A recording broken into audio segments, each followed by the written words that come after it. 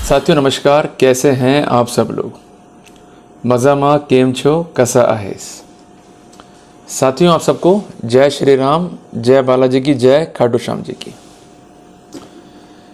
साथियों जो टॉपिक आज मैं डिस्कस करूंगा ये जुड़ा हुआ है प्रिवेंशन ऑफ करप्शन एक्ट से। साथियों मेरा नाम है डॉक्टर जिनेश सोनी, मैं एक एडवोकेट हूँ, एंटी करप्शन लॉ का एक रेगुलर प्रैक्टिशनर हूँ।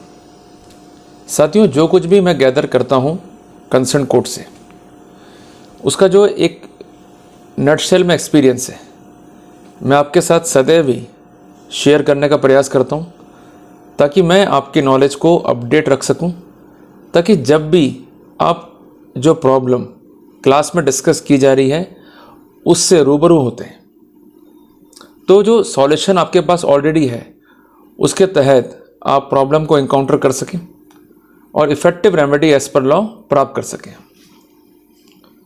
वेन एवर ट्रबल कम्स, आवश्यक नहीं है कि हम किसी एडवोकेट के दफ्तर में जाकर डिस्कस करें घंटों घंटों। अगर हम खुद भी अपडेट हैं तो कम से कम बेसिकली हम ये तो आइडेंटिफाई कर सकते हैं कि प्रॉब्लम क्या है। उसके बाद हम केस को सेल्फ असेस भी कर सकते हैं, ताकि जब भी हम डिस्कस करें तो वो डिस्कस लॉजिकल एंड पे हो। अदरवाइज क्या होगा, question mark question mark question mark और सिर्फ क्वेश्चन मार्क। क्लियर है बात ये। तो क्वेश्चन मार्क को मिनिमाइज करने के लिए लगातार जो है हम इंफॉर्मेशन जो है आप तक पहुंचाते रहते हैं, ताकि आप जो है अपडेट रहें। साथियों इसी कॉन्सिक्वेंटल में जो आज का टॉपिक मैं डिस्कस कर रहा हूं उसका मूड प्रॉब्लम क्या है, उसका पॉइंट क्या है जिसको हम डिस्कस कर रहे हैं कि मेरे पास जो है क्वेरी आती है, उसमें सीधा सवाल होता है कंसर्न लोक सेवक का कि मेरे विरुद्ध एक एफआईआर है under section 420, section 465, section 471 of IPC, और बाद में जो है जोड़ दिया गया है पीसी एक्ट को। यद्यपि धारा 19 पीसी एक्ट के तहत जो है स्वीकृति है, तो क्या उसके बावजूद भी धारा 17A पीसी एक्ट का अप्रूवल रिक्वायर्ड रहेगा अथवा नहीं, इस पॉइंट पर जो है मार्गदर्शन कीजिए। अब साथियों ये क्वेरी तो मुझ तक आ गई और इस सब्जेक्ट को मैं एनलाइटन भी करूंगा, पर जरा सोचिए कि कितने लोग हैं हमारे हिंदुस्तान में जिनको सब्जेक्ट पर इंफॉर्मेशन नहीं होती है। वो लड़ना चाहते हैं पर चूंकि उन्हें इंफॉर्मेशन नहीं है जिस कारण वो लड़ नहीं पाते। तो आज आप सबसे मेरी ये भी दरख्वास्त है कि अगर कंटेंट आपको समझ में आ जाए तो खुद को तो एनलाइटन करना ही करना है। इसके साथ साथ अगर कोई आपका मित्र, कोई आपका दोस्त, कोई आपका रिश्तेदार जो ऐसी ही प्रॉब्लम को फेस कर रहा है और उसके पास सॉल्यूशन नहीं है, उस तक ये कंटेंट जरूर पहुंचे। कम से कम वो अपनी नॉलेज को अपडेट कर सके और जो प्रॉब्लम है उसको एनकाउंटर करते हुए एज पर लॉ जो है वो रिलीफ प्राप्त कर सके। साथियों तैयार है हम सब, क्लियर है। तो इस कॉन्सिक्वेंस में सबसे पहले हम एनलाइटन करेंगे अपने आप को, क्योंकि हमें बेसिकली काम करना है NSG के फॉर्मूला पे। वो क्या है कि दूसरों को बचाएंगे पर खुद को भी बचाएंगे। क्लियर है। तो पहले खुद को बचाना मेरे को। तो पहला पॉइंट क्या है उस कॉन्सिक्वेंस में कि प्रॉब्लम को हमने आइडेंटिफाई कर लिया। Now we are coming on the description कि जजमेंट क्या है जिसके तहत ये लॉ पॉइंट जो है डिस्कस हुआ। जजमेंट है DS Veerya versus state of Karnataka. Judgment का डेट है 29/4/2025। जजमेंट जो प्रोनाउंस किया है वो कंसर्न कोर्ट है ऑनरेबल कर्नाटका हाई कोर्ट, और पिटिशन नंबर है 31828/2024। तो आई थिंक दैट डिटेल्स जो है केस की हमने नोट डाउन कर ली है। अब ये फैसला हमें कहाँ मिलेगा? फैसला मिलेगा केस माइन पे या लाइव लॉ पे या इंडियन कानून पे। वहाँ से जाके जो है आप इसको इजीली ले सकते हैं, कोई दिक्कत नहीं है। अब आते हैं हम केस की प्रैक्टिकल स्टडी के ऊपर कि what are the factual context जिस कारण आरोपी को जो है ऑनरेबल हाई कोर्ट में जाना पड़ा और रेमेडी जो है उसको सीक करनी पड़ी। साथियों कोई भी क्रिमिनल लॉ जब मोशन में आता है तो जो बेसिक डॉक्यूमेंट है वो है FIR। FIR means first information report, जिसको हम प्रथम सूचना रिपोर्ट भी कहते हैं या प्रथम सूचना माहिती भी कहते हैं अगर हम डील करते हैं महाराष्ट्र जोन के अंदर। साथियों इस केस में FIR दर्ज होती है section 420, section 409, section 465, section 467, section 468 IPC के अंदर, और इसके साथ साथ 120B IPC भी यहाँ पर लगा दिया गया। क्लियर हो गया अपने को। कुल मिला के चीटिंग भी हो गई, फॉर्जरी भी हो गई, जो फॉर्ज डॉक्यूमेंट है उसको एज अ जेन्युइन जो है यूज़ भी कर लिया, ये भी आरोप है, कॉन्स्पिरेसी भी हो गई, और इसके अलावा जो कंसर्न फंड्स हैं, खासकर सरकारी फंड्स, उसको गवर्न भी कर लिया। ये मुख्य आरोप हैं कंसर्न लोक सेवक पे।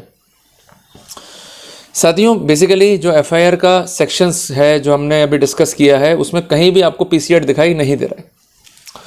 इस मामले में जो कंसर्न आरोपी हैं वो लोक सेवक हैं, और जो कंसर्न कंपनी है गवर्नमेंट की जिसका नाम है द टर्मिनल लिमिटेड, उसके जो है चेयरमैन एंड एमडी है।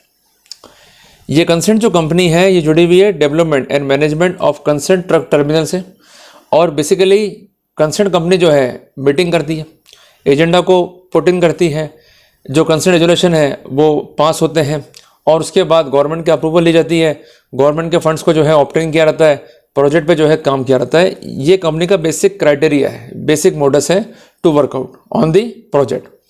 पर कंसर्न एमडी जो नया पिक्चर में आया, जब उसने ये सारी एक्टिविटीज़ को वॉच किया तो इसके मालूम पड़ा कि सरकारी पैसे को जो है ना केवल गबन किया गया, अपितु उसका मिसयूज भी किया गया।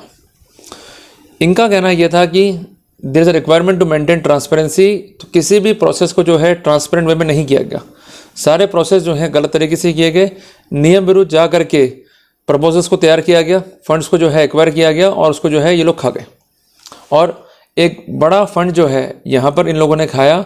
ये आरोप था कंसर्न एमडी का। करीबन स्कैम जो आइडेंटिफाई हुआ है वो है 47 करोड़ का। क्लियर है बात ये। और इस मामले में वो रिपोर्ट पेश करते हैं और कंसर्न पुलिस जो है एफआईआर दर्ज कर लेती है। मामले में जब एफआईआर कटती है तो अगला स्टेप क्या है आप सब जानते हैं। अगला स्टेप है इन्वेस्टिगेशन। इस मामले का इन्वेस्टिगेशन हुआ। इन्वेस्टिगेशन के दौरान जो है पुलिस कोई भी सेक्शन को जो है बढ़ा सकती है और घटा सकती है। कोई भी स्पेशल कानून के तहत भी यदि ऑफेंस बन रहा है तो उसको भी जोड़ सकती है।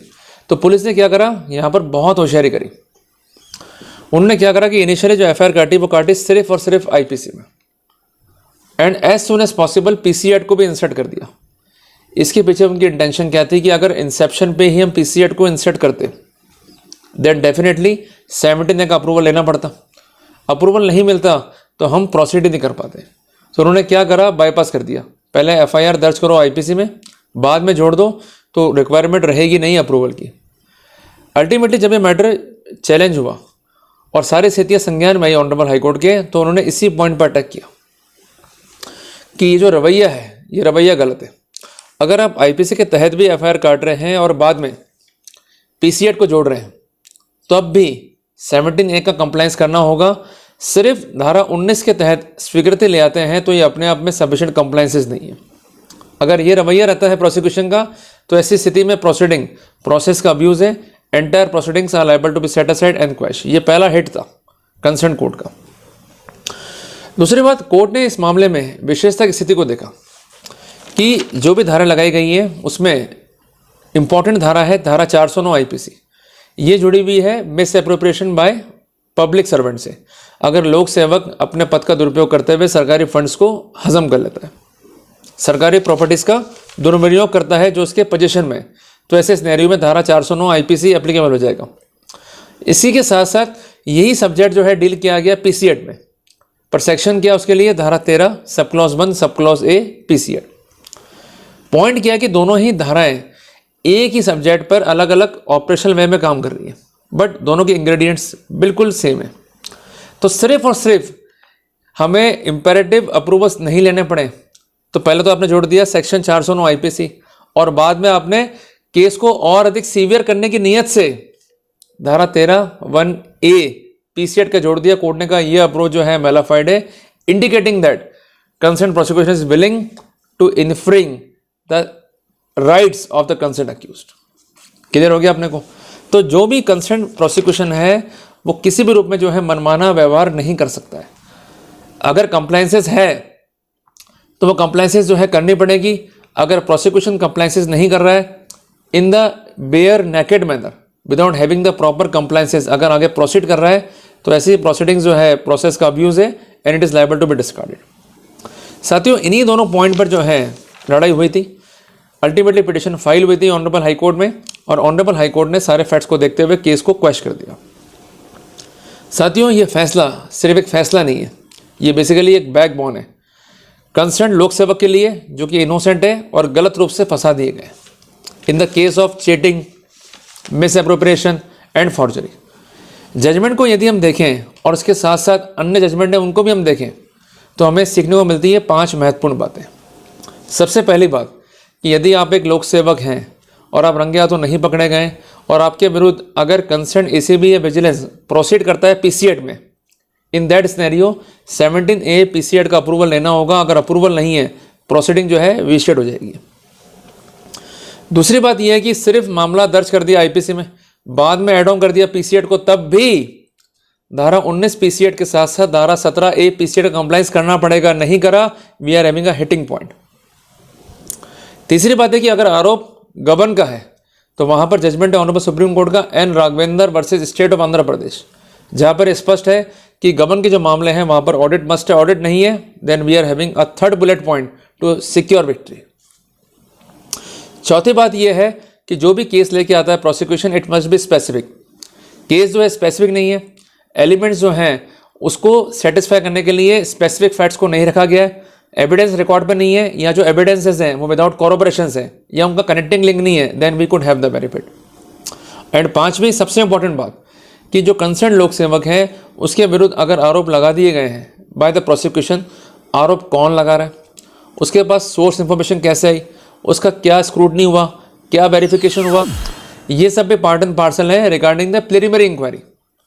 अगर स्पेसिफिक फैक्ट्स पर स्पेसिफिक जांच नहीं है और जल्दबाजी में एफआईआर काट दी गई है सिर्फ खानापूर्ति करने के लिए, लोक सेवक को हैरेस करने के लिए, उसे गिरफ्तार करने के लिए, तो ऐसी प्रोसीडिंग्स को आप ऑनरेबल सुप्रीम कोर्ट के महत्वपूर्ण निर्णय ललिता कुमारी बनाम state of UP, judgment date है 12/11/2013।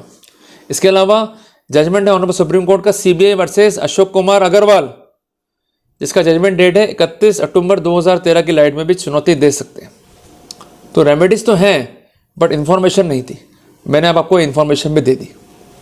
अब डिपेंड है आपके ऊपर कि लड़ते हैं मजबूती से या चुपचाप जाके कमरे में जो है बैठ जाते हैं और सिर्फ जो है रोना मंजूर करेंगे। अगर रोओगे तो खुद ही परेशान होगे। There is no one who will come to you to help you. जब ईश्वर ने हमें सद्बुद्धि दी है, हम खुद से अपनी हेल्प कर सकते हैं, तो इस बार फिर से मौका दिया है प्रकृति ने आपको, अपनी हेल्प खुद कीजिए। पॉइंट्स मैंने बता दिए, केस को स्टडी कीजिए और ये पॉइंट अगर आपके केस में एप्लीकेबल हो रहे हैं देन डेफिनेटली आप रेमेडीज सीख कीजिए। उम्मीद करता हूं कि मैंने आज आपको एनलाइटन किया, सब्जेक्ट के बारे में मैंने आपको इफेक्टिव जानकारी दी और मैंने आपकी जो ज्ञान कोश है या जो आपका नॉलेज है उसमें एक अध्याय जो है और जोड़ दिया।